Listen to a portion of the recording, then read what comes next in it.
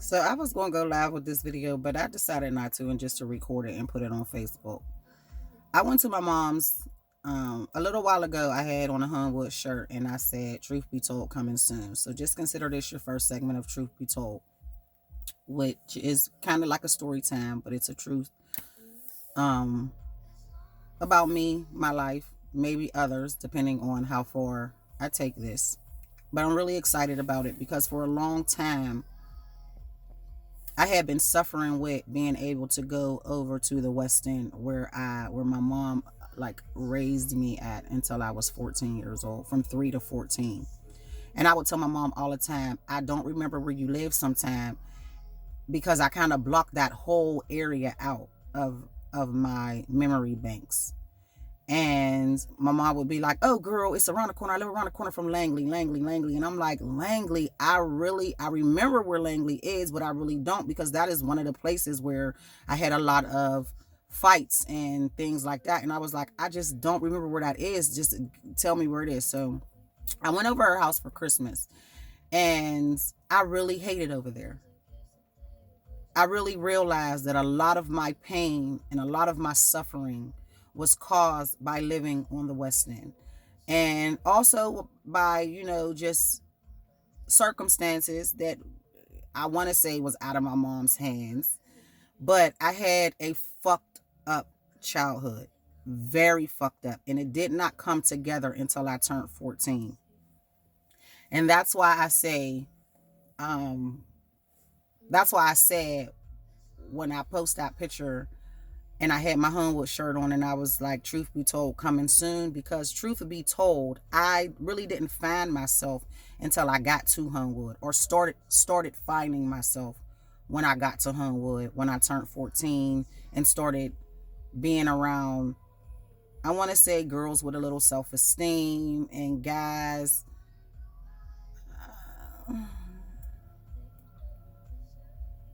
I don't know. It was a different dynamic. I'll put it like that. I'm not gonna like put nobody down. I'm not gonna like try to put no one on a pedestal, but it was just different. So to tell the story, I have to start from the beginning, and I don't want this to be long and drawn out. So I'm just gonna make it. I'm gonna tell like 10-minute increments of it. But when I was 3, I think I was 3. I was either 3 or 4 when we left the shelter. We was in a shelter. I remember coming from St. Clair Village. My mom was in a bad relationship, and I remember going to a shelter. I, before before we went to the shelter, I think I went to live with my aunt, and my mom took my brother with her, and I went to live with my aunt, and that right there started the pain. And sometimes you do what was done to you, not knowing that it's going to have the same effect on your child. I think that was done to my mother when my grandma had 12 kids, and if I'm not mistaken, her sister took some of them. And even though they lived in the same neighborhood, my mom always wondered why she had to be where she was, because she loved her mom and wanted to be with her mom. Well, it was the same for me. Even though my mom was very mean and very hard on me, it was my mom, and that's really all I knew. So when she put me with her sister, it was abandonment, it was pain. I just felt it all. It was so heavy. And then her sister wasn't a very nice lady, like bringing me up, like, and I couldn't go upstairs to my other aunt's house, who was very, very nice. I will say my aunt was very nice, but they had a dynamic with them, and it interfered with me being able to go up there to see her. And if I would get caught, I would get a beat. And I was young. I was probably like 4 or 5.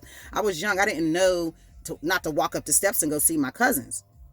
So once my mom finally took me from her and took me home with her, I thought that this would be the beginning of something beautiful because we had a roof over our head. She was no longer in that relationship, and we were moving on to something better. I was wrong. The West End was awful for me. It was a very bad place.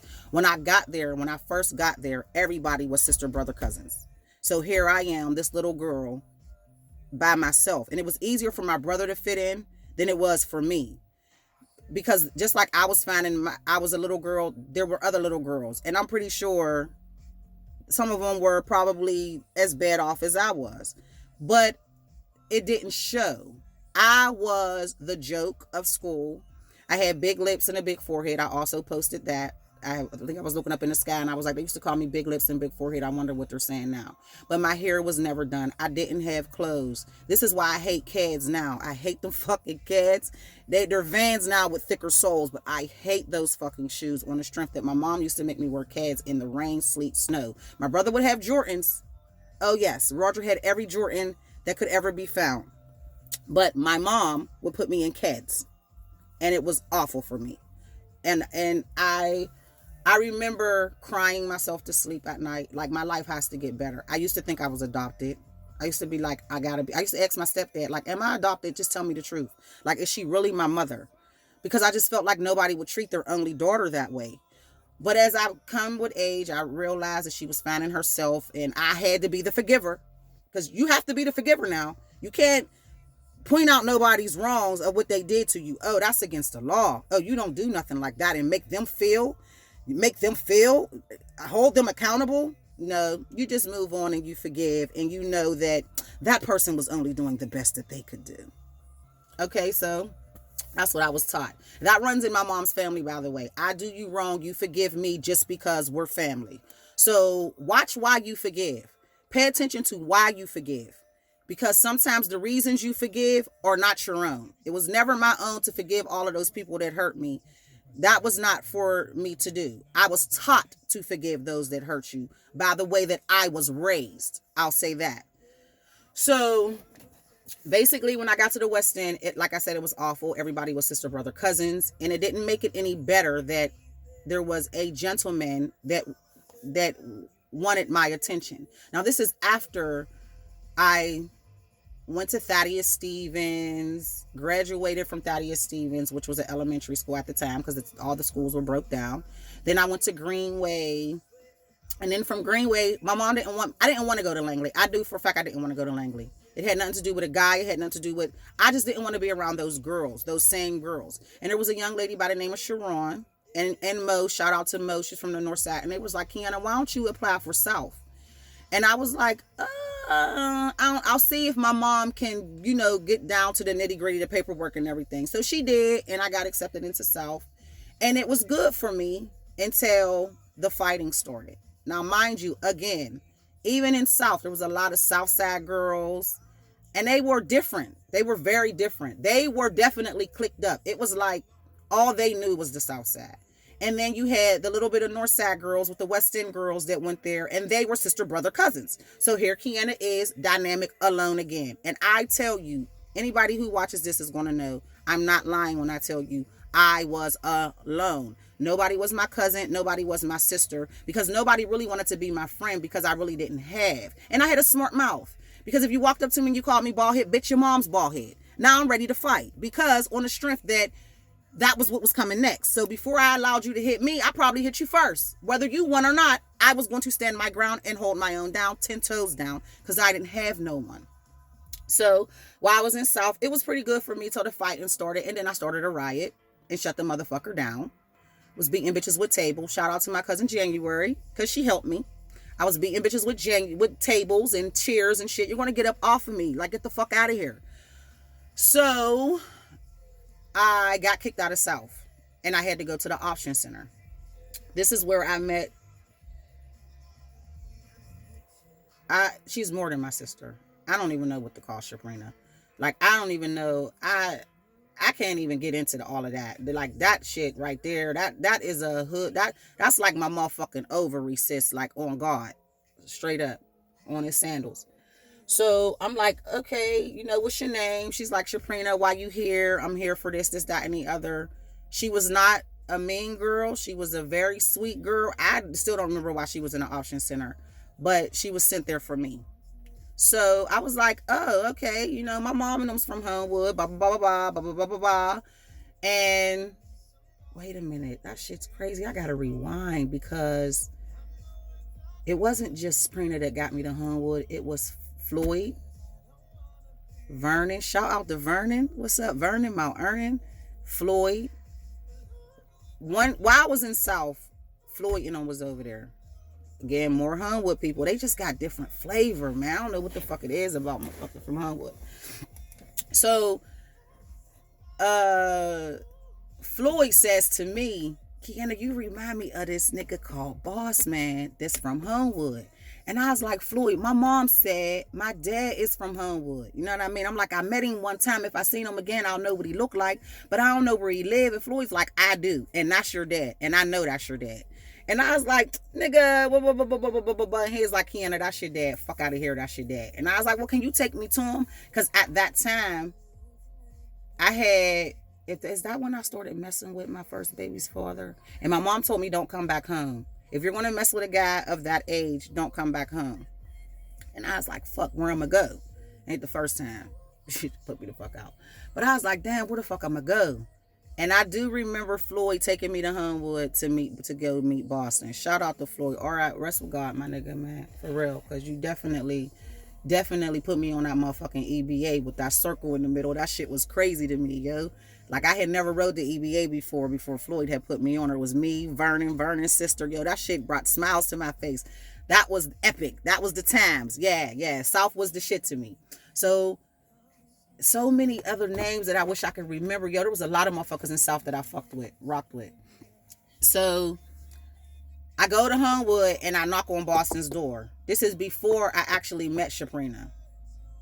As a matter of fact, yes, it's before I met Shaprina. And I knock on Boston's door and I'm like, how you doing? I'm your daughter.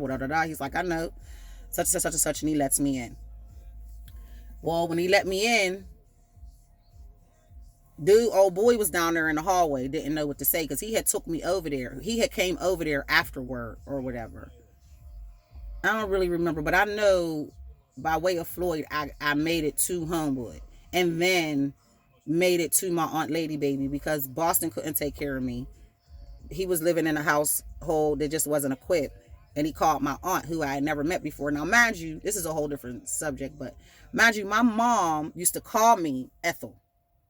And I didn't know who Ethel was because she never told me who my dad was. So I was like, she would just say Boston Kelly, Ethel Kelly with them lips in that head like Boston Ethel Kelly. So I didn't know who the freak she was talking about. I'm like, who is she talking about? I thought it was a rip. I would go to school calling motherfuckers Ethel. They'd be like, who the fuck is she talking about? Ethel off of fucking Sanford. What the fuck is she talking about? So when she walked through the door, yo, I cried.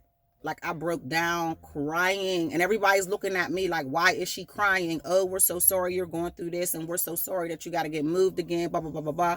But that is not why I was crying. I was crying because I had finally put a face to the name, Ethel, and I looked just like her.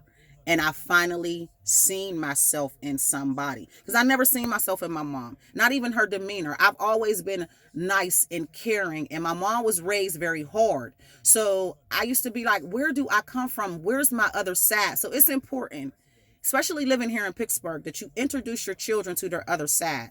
Shout out to Tina for shouting out to my daughter, Ayana, and getting her and Destiny together. Because that's really what it's all about. And I didn't ignore your message. I definitely seen it. I was busy at the time. I got in touch with Ayana, and by the time I got in touch with Ayana and told her y'all was looking for her, she had already told me that y'all were looking for her. So just know, if I have kids with your baby dad, and I find out where your kids is, I'm connecting my kids to them whether you want me to or not. I'll answer to you later, bitch. Because on God, if you don't want me to, you are a bitch. There's no way my baby's just going to be living in this little ass city and don't know who they fucking father's sister, brother, cousins are. So basically that's what when she walked in, I cried, you know what I mean? And I got to meet her. Now, all of this is in one day. Mind you, a 14-year-old going through all of this in one day. Floyd gets me over to Homewood. I now have a place to stay, but I can't stay where I'm at. My Aunt Lady Baby comes down to me and she's like, I'm your Aunt Lady Baby. Get your stuff. We got to go. Swooped me up like a motherfucking thief in the night and ain't let me go since. Was like, let's go. I get up.